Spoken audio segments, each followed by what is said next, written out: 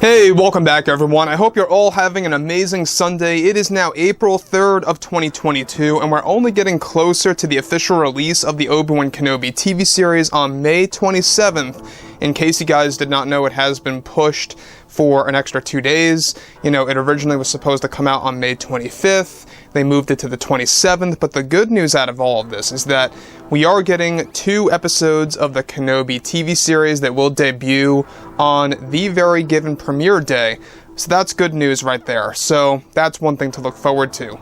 This is Mike Zero. Make sure to subscribe if you're new to the channel for future Star Wars updates. Also, by the way, guys, make sure to drop a thumbs up on this video to support the channel. I thank you all so very much for the kind support. It is greatly appreciated.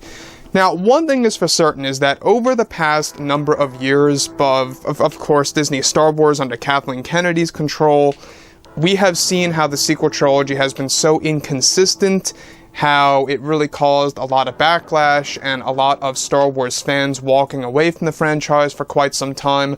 You know, we got a handful of fans back when Luke Skywalker made his debut in Mando Season 2, and when we got to finally also see Ahsoka Tano in live-action form for the very first time in that show. I mean, that really created a bit of a turnaround, but we still haven't really regained a lot of the fans that are either walked away from the franchise or are very unconvinced of Disney Star Wars as a whole. And that's what Disney's trying to do. They're really trying to build Star Wars from the ground up using George, John, and Dave. And that's their ultimate decision right now, is that they really want to make sure that they can actually create a lot of roots to George Lucas's vision and really take a lot of aspects from Star Wars Legends and mix that in with the current Disney canon. Now, on top of all of this, what's even all the more exciting has something big to do with a big project that Disney CEO Bob Chapek has been working on for quite a number of months to even a year and a half now at this point in time, give or take.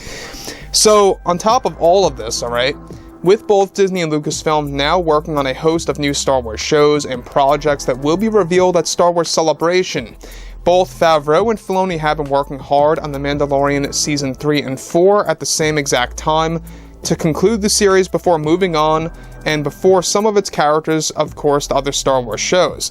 However, one project that Disney CEO Bob Chapek is getting ready to begin work on with other creators by the end of this year for a holiday of 2023 release is the Rise of Skywalker 4-hour cut that will feature tons of deleted footage of the Star Wars film by J.J. Abrams and Chris Terrio.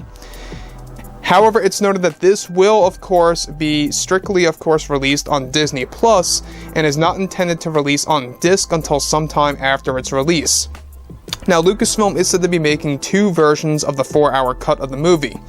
One that will include tons of deleted footage in the story with a less organized approach that will be a mixture of canon and non-canon material, and another that will be, of course, strictly canon material for the film. This way, Disney can provide fans a perfect approach to give the fans all of the deleted scenes that will also make sense to the lore at the same exact time with the canon version. Now, the 4-hour cut is set to feature scenes such as a lightsaber duel between Rey, Ben Solo, and Palpatine for starters on Exegol that was fully shot and edited and never saw the light of day for the audience. Now, let me just pause right here for 1 second. Now, we had talked about this, quite a number of months ago about the 4-hour cut of Episode 9 and how it's going to feature a lot of the deleted footage.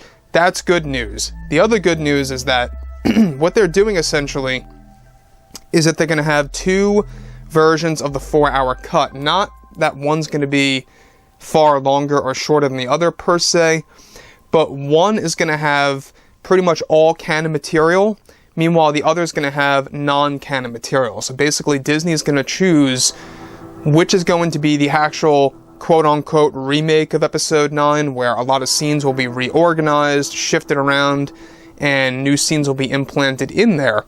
Meanwhile, the other version is just going to be an unorganized approach, where they just throw in all the deleted scenes in a not so well thought out manner. So that's one other approach.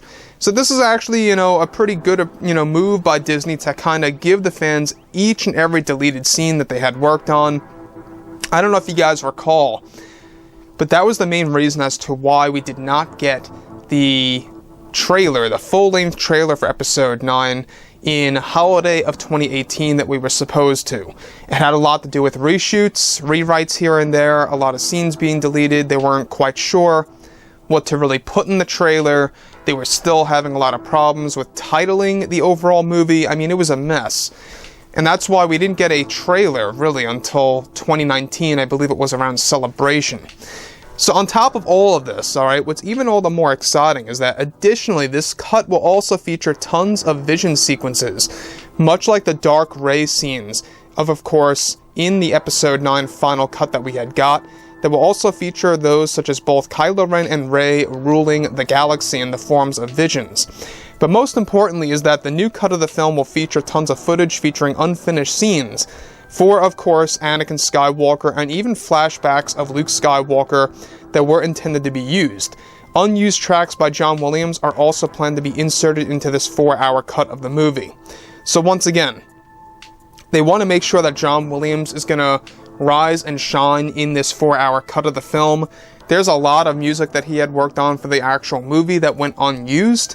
You know, they actually even had a brand new version of Duel of the Fates that we only got a tease of in one of the TV spots. You guys may recall that TV spot back in November of 19, where you have Palpatine providing dialogue that we also didn't get in the actual movie. So there's a lot of footage out there for them to work with. Moving on, alright, this 4-hour cut is set to also explore other deleted footage that involved Rey's original origins, and her stories that were supposed to be used, and a whole lot more. Scenes that George Lucas temporarily worked on for the film that got deleted will also be featured in this new cut of the movie. Now, the new cut will also dive more into the dark acolyte villain that was also partially filmed for the movie that will be a highlight of the new cut of the film. Fans will also get a glimpse into a different way that Palpatine was supposed to rejuvenate himself, as well as creating a young Palpatine in the mix that was JJ and Chris Terrio's original idea. Now, the 4-hour cut so far is set to begin work on by Disney by, of course, holiday season of this year, and is planned to get a big announcement by next year's Celebration, as a surprise to the entire fandom in order to resurface the sequel trilogy and how fans view those movies, starting with Episode 9. So, one thing that I do want to point out here is that this is basically Bob Chapek's version of the Snyder Cut of Justice League, except with a more serious approach and a longer approach. And I think it's a very interesting way of how they're handling of having one version being the mixture of canon and non-canon material, and meanwhile the other version is going to be the true quote-unquote remake or actual, re-edited version of Episode 9 with tons of strictly canon scenes. So that's a very interesting approach. We're probably going to be getting a lot of that Mustafar stuff that was filmed that we never really got to see. So far, we only have one Mustafar scene in the very beginning of the final cut of the film, where Kylo Ren, is searching for the Wayfinder and taking down those cultists. We were supposed to get a first look at Darth Vader's castle in the sequel trilogy. That was also erased. There's a lot in there that was filmed or either partially filmed that is going to be completed or inserted into this new cut. So overall, guys, let me know what you think about all of this below in the comments, and if you guys did enjoy the content for today, make sure to drop a thumbs up on this video to support the channel. I thank you all so very much for the kind support, and I'll catch you guys next time.